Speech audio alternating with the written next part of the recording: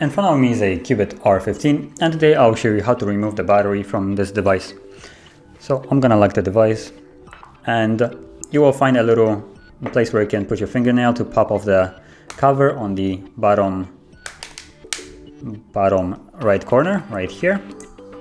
So cover is primarily loose for me already. I already kind of pried it off previously, so all I need to do is just basically pry it off all around, and then you see the battery. So all you want to do is right here, you can put your fingernail, pop the battery up and out. So do that like so, and now the battery is out.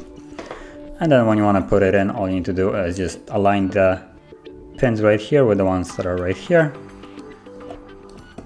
and put it back in, and you can then turn the phone back on.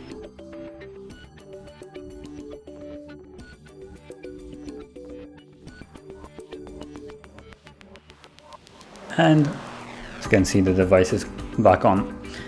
So that would be how you would remove the battery and also put it back in. And if you found this video helpful, don't forget to hit like, subscribe, and thanks for watching.